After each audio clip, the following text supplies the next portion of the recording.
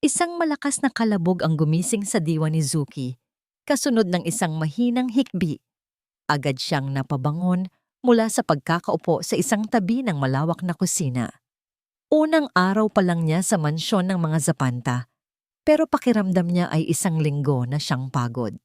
Ang bawat sulok ng bahay ay sumisigaw ng karangyaan, mga plorerang gawa sa porselana, mga painting na mukhang mas mahal pa sa bahay nila, at sahig na sobrang kintab na kaya mong makita ang sarili mong refleksyon.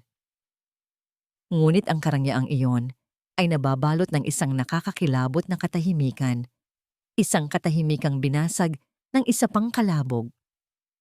Wala ka bang silbi? Ang boses na yon ay malamig, mas malamig pa sa aircon ng mansyon. Puno ito ng kapangyarihan at galit. Dahan-dahang sumilip si Zuki mula sa pinto ng kusina. Sa gitna ng malawak na sala, nakatayo ang isang lalaking matangkad, nakasuot ng mamahaling suit. Ang buhok nito ay perpektong nakaayos at ang muka ay parang inukit ng isang anghel. Pero ang mga mata nito ay mata ng demonyo. Sa harap niya ay nakaluhod si Manang Elsa, isa sa mga kasambahay na may edad na. Nanginginig nitong pinupulot ang mga bubog ng nabasag na florera. Ito si Travis Zapanta, ang hari ng mansyon, ang amo na kinatatakutan ng lahat. Ilang beses ko bang sasabihin na ayokong makakita ng alikabok sa mga gamit ko? Tanong ni Travis. Ang bawat salita ay parang yelo. Hindi mo ba maintindihan ang simpleng utos? Pasensya na po, Sir Travis. Hindi ko po sinasadya. Umiiyak na, sabi ni Manang Elsa. Naramdaman ni Zuki ang pag-akyat ng init sa kanyang dibdib. Nakita niya ang panginginig sa mga kamay ni Manang Elsa. Naalala niya ang kanyang sariling ina, kung paano ito magtrabaho nang walang kapaguran para lang may makain sila. Huwag kang makialam, Zuki, sabi ng isang bahagi ng kanyang isip. Kailangan mo ang trabahong to. Malaki ang utang ng pamilya mo. Pero nang makita niyang sinipa ni Travis ang isang piraso ng bubog palapit sa kamay ni Manang Elsa, hindi na niya napigilan ang sarili. Tama na po yan. Ang boses ni Zuki ay hindi malakas, pero sapat na para marinig sa buong sala. Ang lahat ng kasambahay ay napahinto sa kanilang ginagawa. Ang hangin ay tila huminto sa pag-ihip. Dahan-dahang lumingon si Travis Zapanta. Ang matalim niyang mga mata ay tumusok sa kanya, puno ng pagtataka at init. Anong sabi mo? Lumabas si Zuki mula sa kanyang pinagtataguan. Nanginginig ang kanyang mga binti, pero pinilit niyang tumayo ng tuwid. Sabi ko po, tama na. Aksidente lang po ang nangyari. Hindi niyo po kailangang pagsalitaan ng ganyan. Si Manang Elsa. Isang mapanganib na ngiti ang sumilay sa labi ni Travis. Naglakad siya palapit sa kanya. Ang bawat hakbang ay mabigat at may awtoridad. At sino ka para sabihin sa akin kung ano ang dapat kong gawin sa pamamahay ko? Isa lang po akong katulong dito, sir. Sagot ni Zuki, pinapanatili ang tingin sa mga mata nito. Pero tao rin po kami. Nasasaktan. Tumawa si Travis, isang tawang walang kagalakan. Tao? Ang mga taong binabayaran ko ay dapat sumunod. Kapag sinabi kong linisin nila ang sahig gamit ang kanilang dila, gagawin nila. Ganyan dito. Itinuro niya si Manang Elsa. Itong matandang to, basura. Kapag hindi na kaya ang trabaho, dapat itapon. Isang bagay ang pumitik sa loob ni Zuki, ang salitang basura. Hindi na siya nakapag-isip. Ang kamay niya ay tila may sariling isip. Sa isang mabilis na kilos, itinaas niya ito. Isang malutong na sampal ang dumapo sa perpektong mukha ni Travis Zapanta. Ang buong mansyon ay nabalot ng isang nakabibinging katahimikan. Ang mga kasambahay ay napanganga. Ang kanilang mga mata ay nanlalaki sa takot at hindi makapaniwala. Si Zuki mismo ay natigilan. Nanginginig ang kamay niya sa ere. Tinitigan niya si Travis, na ngayon ay may pulang marka ng kanyang palad sa pisngi. Ano ang nagawa ko? Dahan-dahang itinuwid ni Travis ang kanyang muka. Hindi siya sumigaw. Hindi siya nagalit. Hinawakan niya ang kanyang pisngi. Pagkatapos, tumingin siya ng diretso sa mga mata ni Zuki. Ang mga mata niya ay hindi na lang malamig.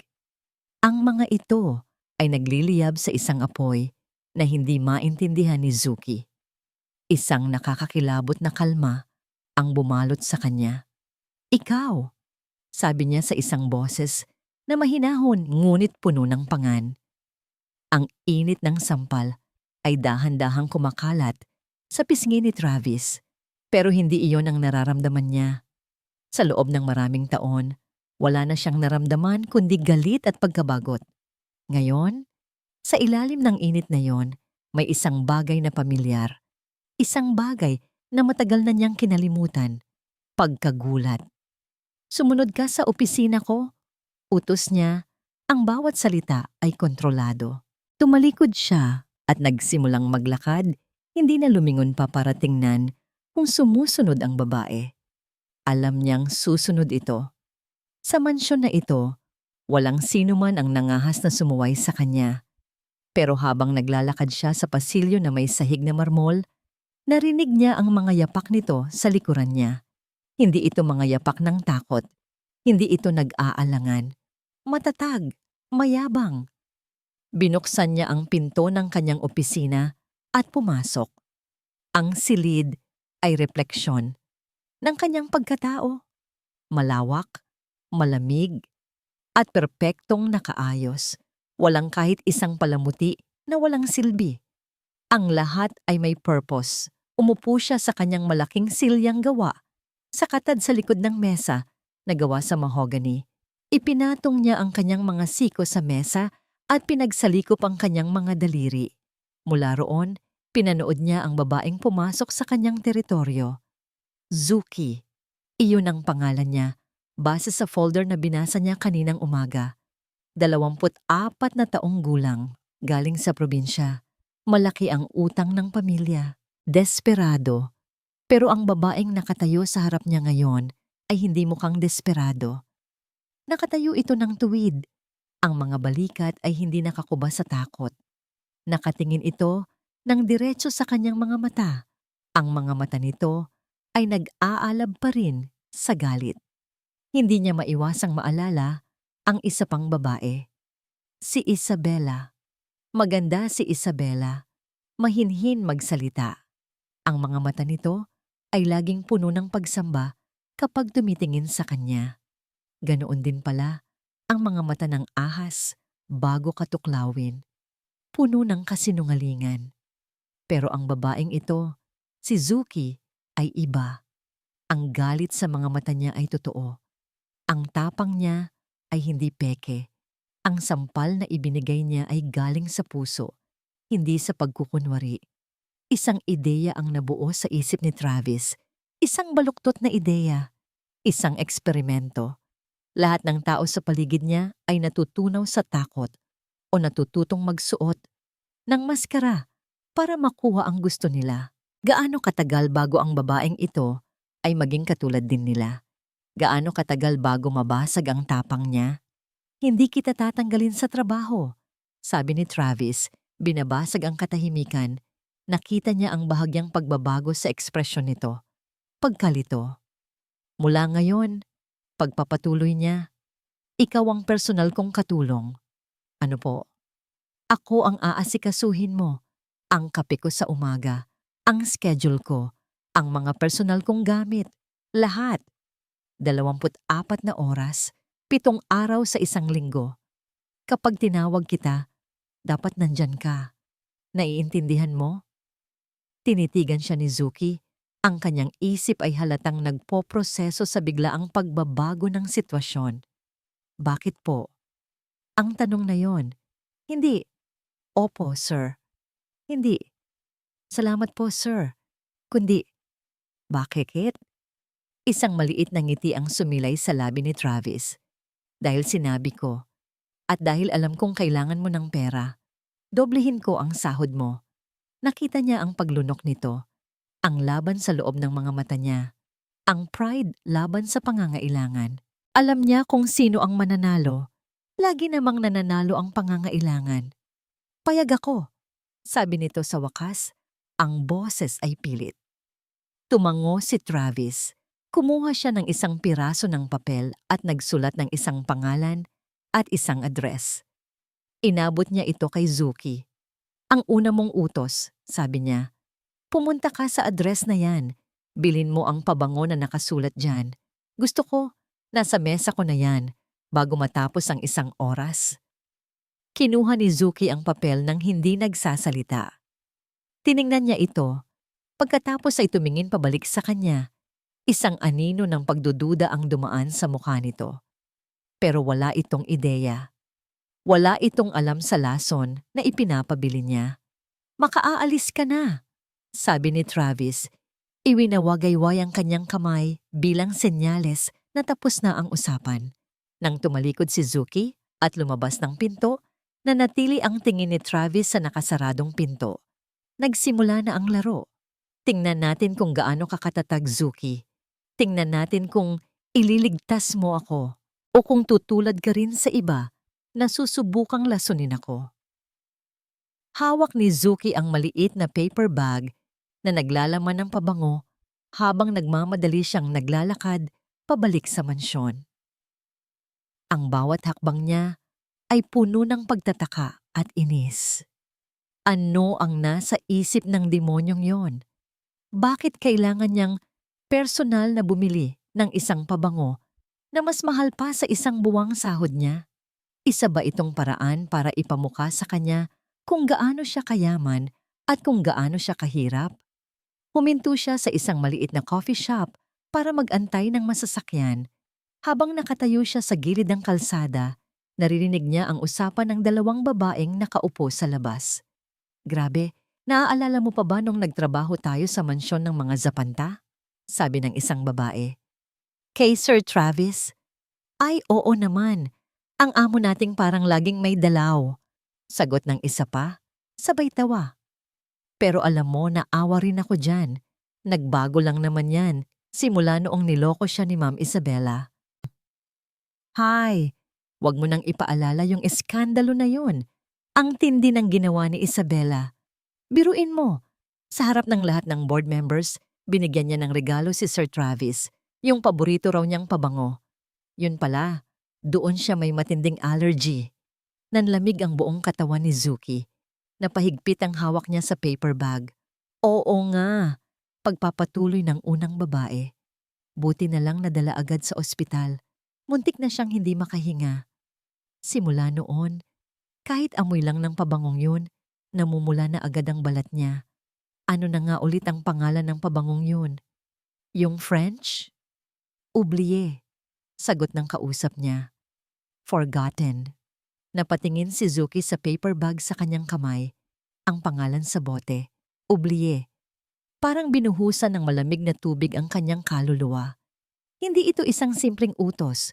Isa itong pagsubok. Isang bitag. Gusto ni Travis na makita kung ano ang gagawin niya. Kung hahayaan niya lang siyang gamitin ang lason na ito, isang madilim na bahagi ng kanyang isip ang bumulong. Hayaan mo siya. Nararapat lang yan sa kanya.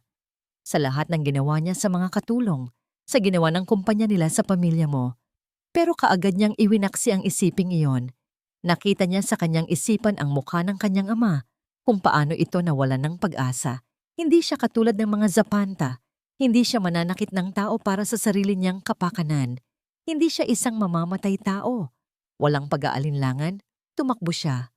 Tumakbo siya ng buong bilis, hindi na inalintana ang mga taong nababangga niya. Kailangan niyang makabalik. Kailangan niyang pigilan si Travis. Nang sa wakas, ay marating niya ang gate ng mansyon, halos hindi na siya makahinga. Dire-diretso siyang pumasok, hindi pinansin ang mga tawag ng ibang kasambahay. Tinulak niya ang mabigat na pinto ng opisina ni Travis at pumasok ng walang katok-katok. Nadatnan niya itong nakaupo sa kanyang silya. Kalmado, nasa ibabaw ng kanyang mesa ang isang maliit na box. Handa ng buksan. Anong klaseng kaguluhan ito? Tanong ni Travis. Ang boses ay malamig. Hindi ka ba marunong kumatok? Huwag niyong bubuksan yan. Sigaw ni Zuki, habol ang kanyang hininga. Huwag niyong gagamitin yan. Tumingin si Travis sa kanya, pagkatapos ay sa kahon, at pagkatapos ay bumalik sa kanya. Isang mapanuyang ng ngiti ang gumuhit sa kanyang mga labi. At bakit hindi? May lason po yan. Ibig kong sabihin, may allergy po kayo dyan. Talaga? Tumayo si Travis at dahan-dahang lumapit sa kanya. Ang mga mata ay nanlilisik. At paano mo naman nalaman? Gagawa ka ng kwento para lang pagtakpan ang katotohanan na hindi mo nagawa ang simpleng utos ko? Totoo po ang sinasabi ko. Narinig ko. Hindi ako interesado sa mga kasinungalingan mo. Putol ni Travis sa kanya. Kinuha niya ang bote mula sa paper bag. Ngayon, kung papayag ka, may kailangan akong gawin. Akmang bubuksan na niya ang takip ng pabango. Wala nang oras para magpaliwanag. Wala nang oras para sa mga salita. Sa isang desperadong kilos, inagaw ni Zuki ang bote mula sa kamay ni Travis. Bago pa siya makapag-react, itinutok ni Zuki ang nozzle sa kanyang sariling braso at mabilis itong pinindot. Isang ambon ng mamahaling pabango ang bumalot sa kanyang balat. Sa simula, wala siyang naramdaman. Tumingin si Travis sa kanya na parang nababaliw na siya. Ngunit pagkatapos ng ilang segundo, nagsimula ito. Isang matinding init. Pagkatapos, isang pangangati na parang libu-libong langgam ang gumagapang sa ilalim ng kanyang balat. Napatingin siya sa kanyang braso. Mabilis na namula ito. Maliliit na butlig ang nagsimulang tumubo. Napahawak siya sa kanyang lalamunan. Pakiramdam niya ay unti-unti itong nagsasara. Itinaas niya ang kanyang braso, ipinapakita ang masamang reaksyon kay Travis. Ang kanyang mga mata ay nagsusumamo, sinusubukang iparating ang katotohanan na hindi kayang sabihin ng kanyang bibig. Natigilan si Travis sa panta. Ang maskara ng pagiging arogante at walang pakialam ay biglang gumuho. Ang kanyang mga mata ay nanlaki, hindi sa galit, kundi sa isang emosyon na hindi pa nakikita ni Zuki sa kanya. Pagkagulat at marahil takot. Sa isang iglap, nawala ang lahat ng iniisip ni Travis. Nawala ang kanyang galit, ang kanyang mga plano, ang kanyang eksperimento. Ang tanging nakikita niya ay ang namumulang braso ni Zuki at ang hirap sa kanyang paghinga. Gamot! Sigaw niya. Ang boses ay umalingaw-ngaw sa buong opisina. Kumuha kayo ng first aid kit. Ngayon na. Bago pa man makakilos ang sinuman, siya na mismo ang kumilos. Mabilis niyang binuksan ang isang cabinet sa kanyang likuran at kinuha ang isang maliit na puting kahon. Kinuha niya ang isang tube ng cream. Hinawakan niya ang braso ni Zuki. Nagulat siya sa init ng balat nito. Nag-aalangan siyang ipahid ang gamot, ang kanyang mga kamay, na sanay lang sa pagpirma ng mga kontrata at paghawak ng pera, ay tila naging manhid at clumsy. Umupo ka. Utos niya. Ang boses ay mas malumanay na ngayon, pero may bahid pa rin ng pagkaapura. Inalalayan niya si Zuki papunta sa leather na sofa. Dahan-dahan niyang ipinahid ang malamig na cream sa namumulang balat nito. Naramdaman niya ang bahagyang panginginig nito sa ilalim ng kanyang mga daliri. Tahimik lang sila pareho. Ang tanging maririnig ay ang kanilang mga paghinga. Hindi maintindihan ni Travis ang sarili niya. Dapat ay nagagalit siya. Dapat ay tinatawanan niya ang katangahan ng babaeng ito. Pero ang nararamdaman niya ay isang bagay na iba. Isang bagay na hindi niya naramdaman sa loob ng maraming taon. Pag-aalala. Nang matapos niyang lagyan ng gamot ang buong braso nito, hindi pa rin niya binitawan. Nakatitig lang siya sa mga pulang pantal na parang kasalanan niya ang mga iyon. Bakit mo ginawa yon? Tanong niya sa wakas. Hindi tumitingin sa mukha nito. Matagal bago sumagot si Zuki. Dahil hindi po kayo naniwala sa salita. Pwede kang mamatay sa ginawa mo. Mas mabuti na po yon kaysa hayaan kayong mamatay dahil sa utos niyo sa akin. Sagot nito, ang boses ay mahina pero matatag. Napatingala si Travis. Tinitigan niya ang mga mata ni Zuki. Walang takot doon, walang pagkukunwari. Tanging isang nakakapangilabot na katapatan.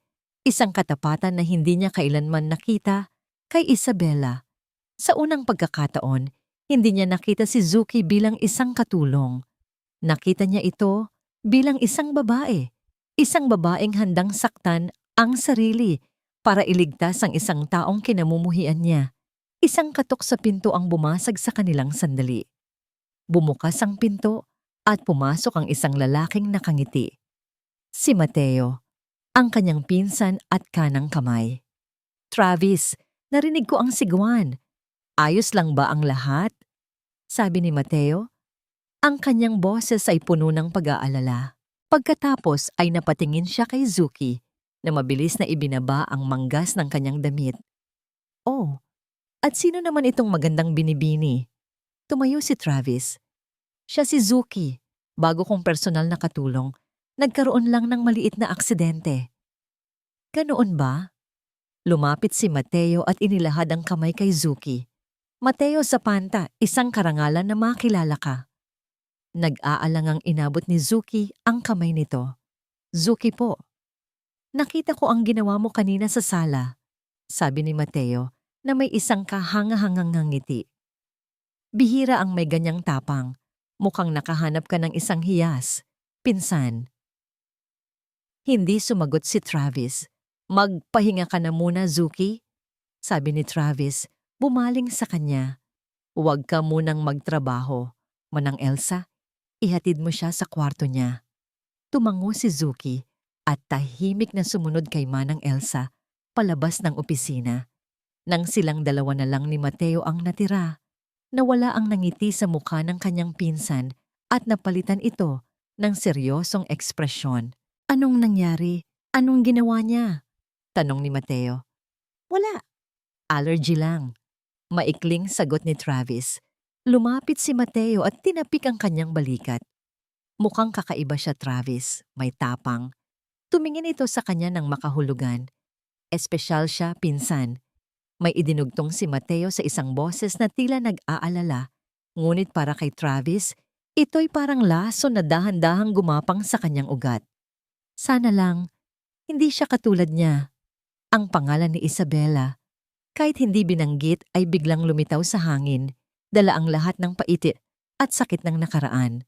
Biglang nanumbalik ang pader na yelo sa puso ni Travis na kasisimula palang gumuho. Malalim na ang gabi. Tulog na ang buong mansyon, pero gising na gising si Zuki. Nakahiga siya sa kanyang makitid na kama, nakatitig sa kisame. Nararamdaman pa rin niya ang hapdi sa kanyang braso at ang lamig ng cream na ipinahid ni Travis kanina. Naalala niya ang mga mata nito. May sandaling nawala ang halimaw at nakita niya ang isang taong natatakot. Isang taong nag-aalala. Umiling si Zuki. Huwag kang magpapaloko, Zuki. Ginagawa mo ito para kay tatay. Sila ang dahilan kung bakit siya nasa ospital ngayon. Bumangon siya. Kinuha niya ang kanyang cellphone at dahan-dahang lumabas ng kwarto. Ang bawat hakbang niya sa pasilyo ay parang kulog sa kanyang pandinig. Kabog ng kabog ang kanyang dibdib. Alam niya ang password ng opisina. Nakita niya itong initype ni Travis kanina noong kinuha nito ang first aid kit. Isang malalim na hininga. Pinindot niya ang code sa keypad. Click! Bumukas ang pinto. Madilim sa loob ng opisina. Tanging ang liwanag ng buwan mula sa malaking bintana ang nagbibigay ng ilaw.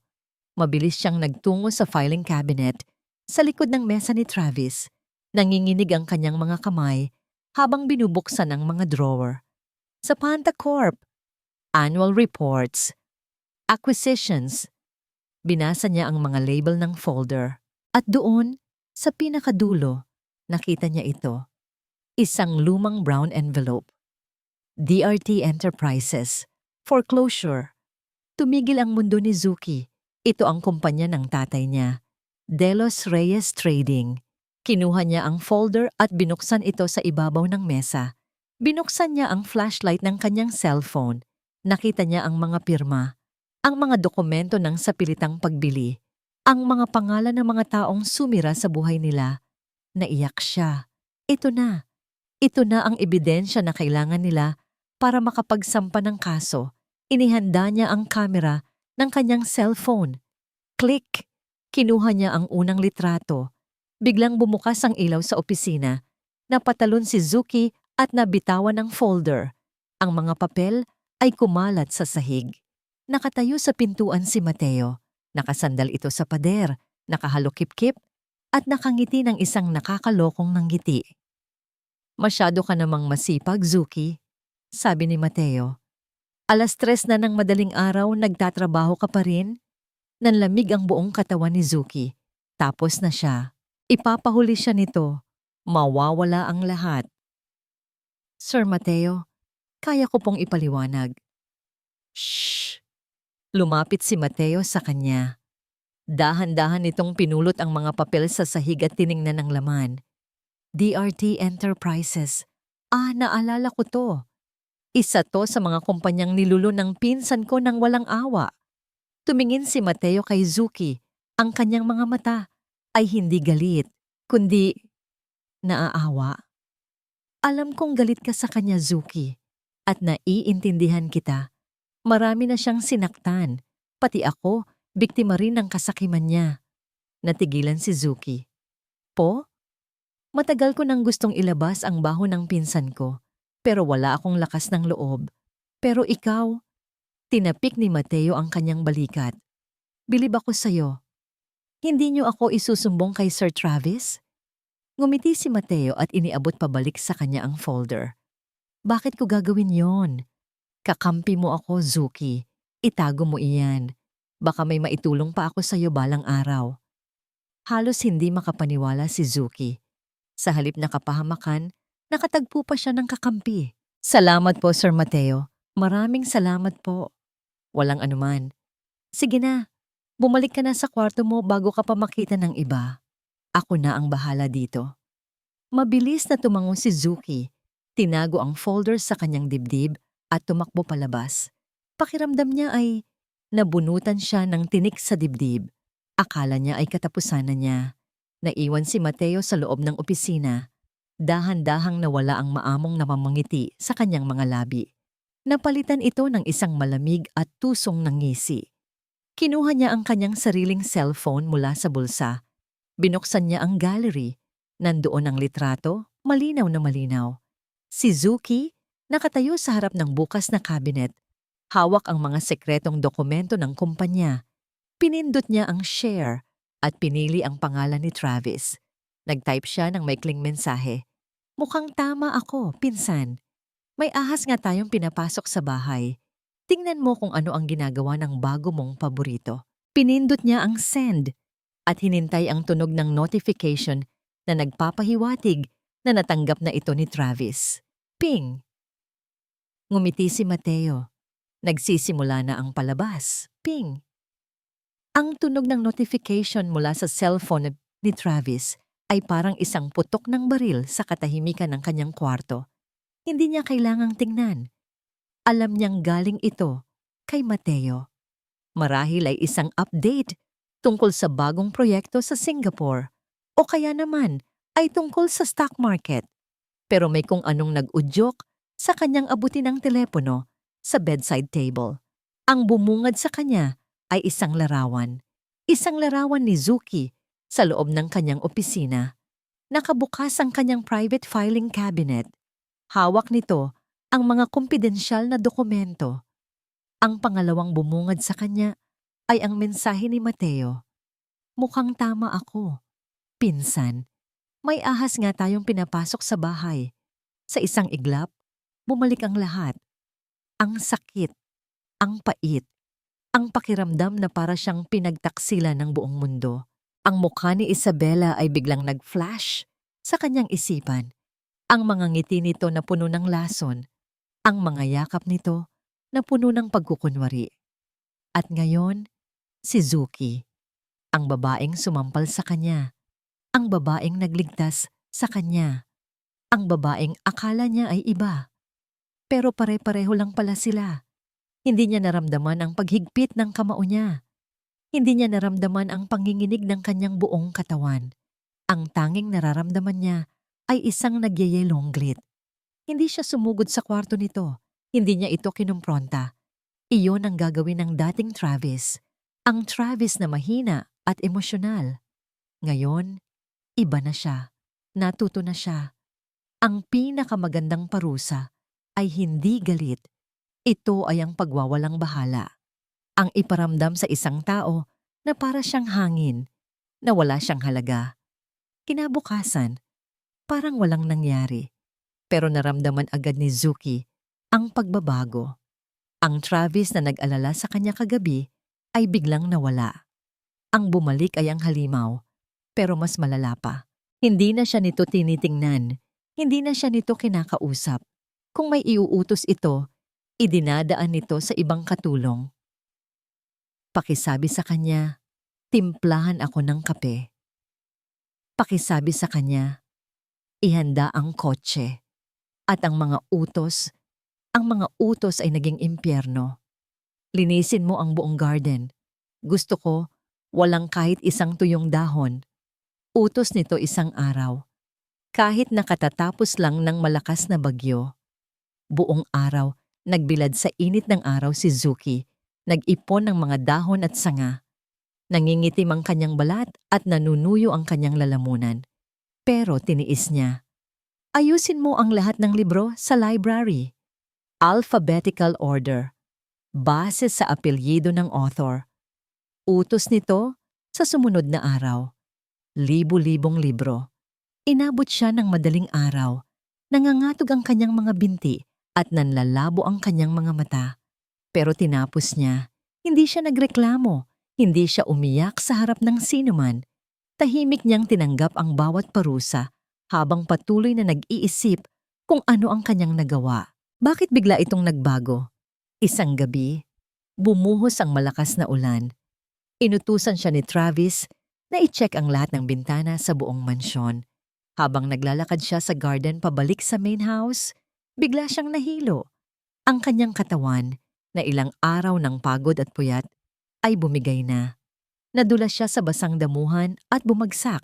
Sinubukan niyang bumangon, pero wala na siyang lakas. Ang ulan ay walang tigil sa pagbuhos, binabasa ang kanyang buong katawan. Nagsimula siyang manginig sa ginaw. At doon, sa gitna ng kadiliman at malakas na ulan, nakita niya si Travis na nakatayo sa terrace, may hawak na payong, nakatingin sa kanya. Hindi ito kumikilos. Nakatayo lang ito doon. Pinapanood siyang magdusa. Sir, Travis, bulong niya. Ang kanyang boses ay halos hindi marinig. Tulong. Pero imbes na tulungan siya, tinalikuran siya nito at pumasok sa loob ng mansyon. Iyon na ang huling dagok. Naramdaman ni Zuki ang pag-init ng kanyang mga mata. Sa wakas, tumulo ang mga luha na kanina pa niya pinipigilan. Kasabay ng pagbuhos ng ulan, nagsimulang magdilim ang kanyang paningin. Ang huling narinig niya ay ang sarili niyang mahinang hikbi bago siya tuluyang lamunin ng kadiliman.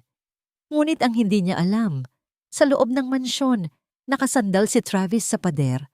Ang kanyang mga kamao ay nakakuyom ng mahigpit. Pinipigilan niya ang sarili na tumakbo palabas at tulungan ito. Ang puso niya ay sumisigaw na tulungan ito. Pero ang isip niya ay nagpapaalala sa kanya ng larawan. Nang pagtataksil, huwag kang maging mahina, Travs. Huwag kang magpadala ulit. Pero habang tumatagal, mas lalong lumalakas ang sigaw ng kanyang puso. Hindi niya natiis. Mabilis siyang tumakbo palabas, hindi na alintana ang ulan. Nakita niya si Zuki, walang malay. Nakahandusay sa damuhan, binuhat niya ito. Nagulat siya sa gaan nito. At sa init ng balat nito, nilalagnat ito. Habang karga-karga niya ito papasok, sa gitna ng pag-aalala at galit, isang pangalan ang binulong ng mga labi nito sa gitna ng kawalan ng malay. Travis. Nagising si Zuki sa isang malambot na kama. Hindi ito ang kanyang kama. Sa servants' quarters, ang kumot ay gawa sa mamahaling sinulid at ang unan ay parang ulap sa lambot. Dahan-ahan siyang bumangon. Masakit ang kanyang ulo at mabigat ang kanyang buong katawan. Gising ka na pala. Napalingon siya. Nakaupo sa isang silya sa gilid ng kwarto si Travis. Ang mga mata nito ay nakatitig sa kanya at sa unang pagkakataon, sa loob ng maraming araw, wala roon ang galit. Ang naroon ay isang emosyon na hindi niya mabasa. Pagod? O baka naman, pagsisisi? Nasaan po ako? Tanong niya. Ang kanyang boses ay paos. Nasa isa sa mga guest rooms. 3 araw kang walang malay dahil sa lagnat. Sagot ni Travis. Tumayo ito at lumapit. May dalang isang baso ng tubig. Inumin mo to. Nag-aalangan man ay inabot niya ito. Kayo po ang nag-alaga sa akin?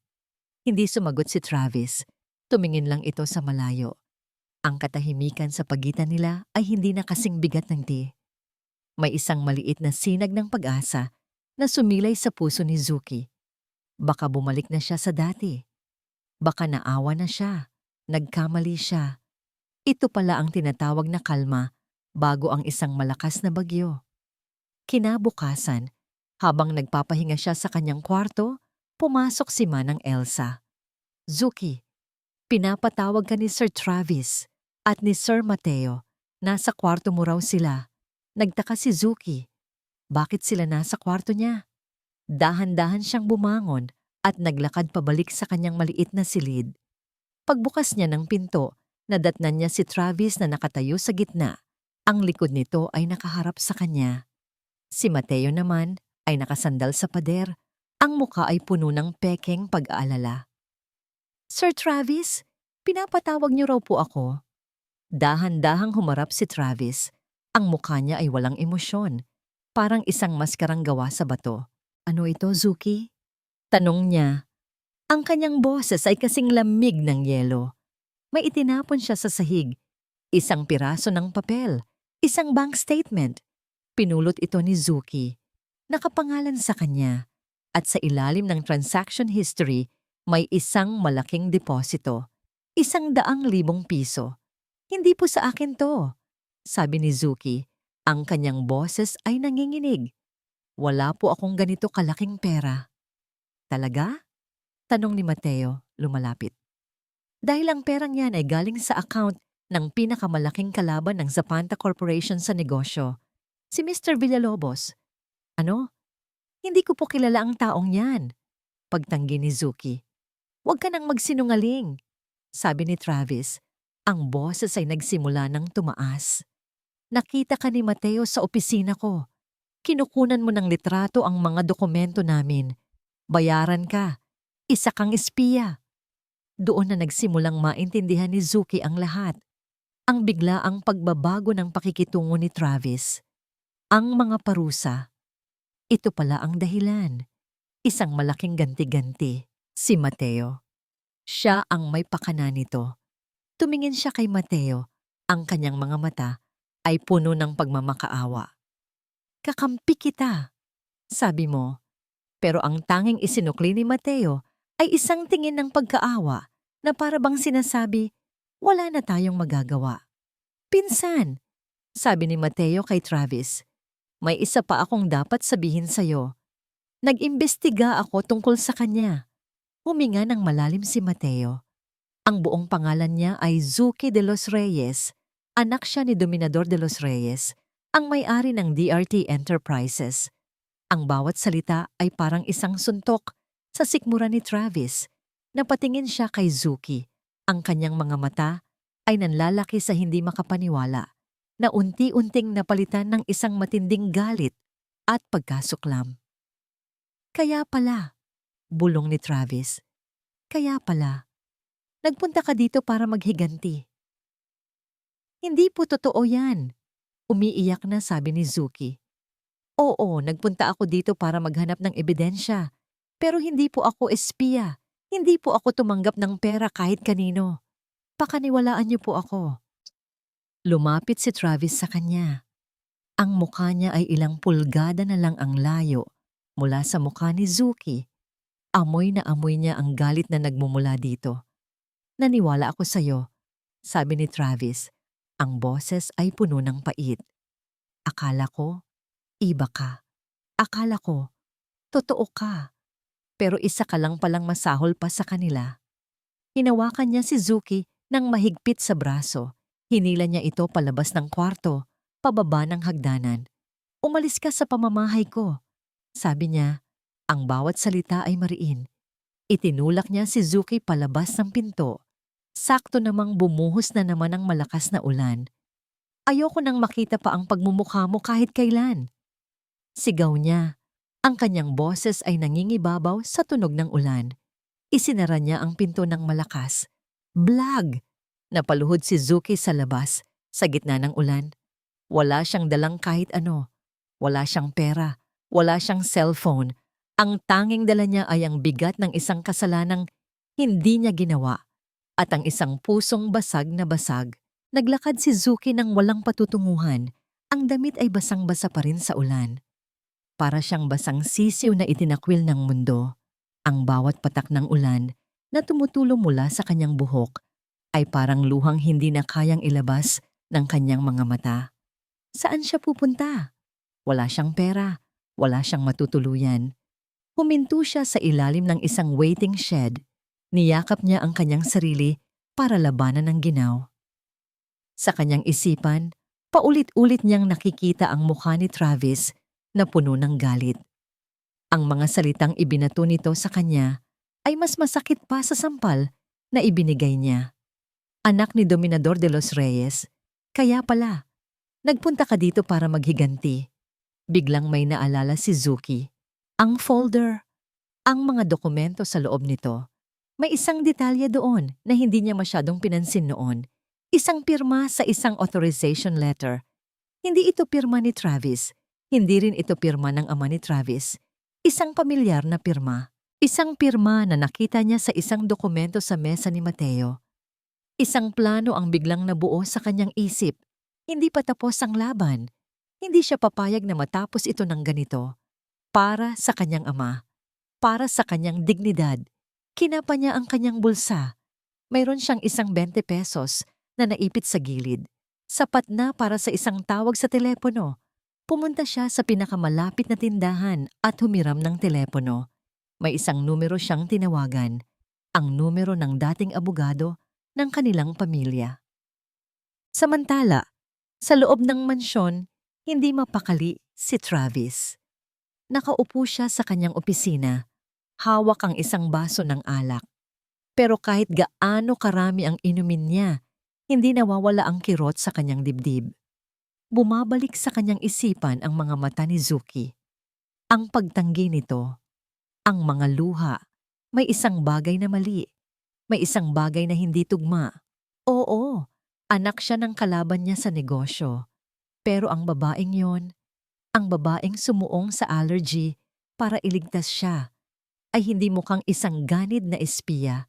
Pero ang ebidensya, Travis, ang bank statement, ang litrato. Tumayo siya at naglakad-lakad. Napadaan siya sa security room ng mansyon. Isang ideya ang pumasok sa kanyang isip. Isang desperadong ideya. I-rewind mo ang footage. Utos niya sa security guard. 3 gabi ang nakakaraan. Sa hallway malapit sa servants' quarters. Pinanood niya ang screen. Mabilis na nagdaan ang mga oras. At doon, nakita niya. Nakita niya si Mateo na tahimik na naglalakad sa pasilyo. Huminto ito sa tapat ng kwarto ni Zuki. Lumingon ito sa kaliwat kanan bago dahan-dahang pumasok. Nanigas si Travis. Pagkalipas ng ilang minuto, lumabas si Mateo at naglakad palayo na parang walang nangyari. Pagkatapos ng ilang sandali, dumating ang eksena kung saan tinawag ni Mateo si Travis para aksidenteng matuklasan ang bank statement. Isang panloloko, isang malaking palabas.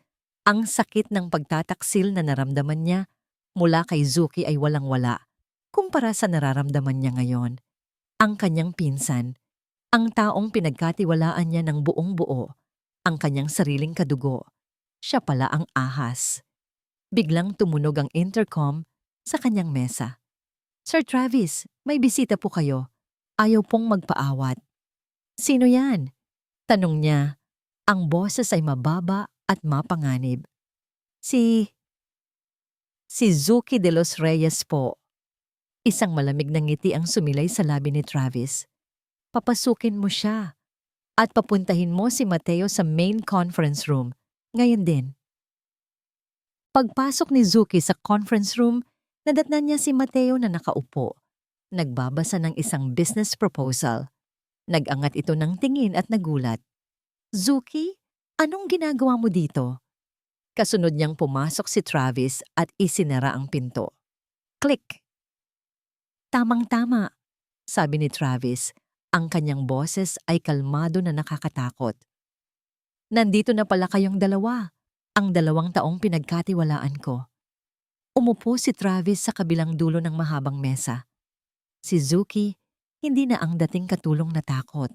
Ang kanyang mga mata ay matatag. Ang kanyang tindig ay puno ng determinasyon. Naglakad siya palapit sa mesa. May dala siyang isang manipis na folder na ibinigay sa kanya ng abogado niya. Inilapag niya ito sa gitna ng makintab na mesa.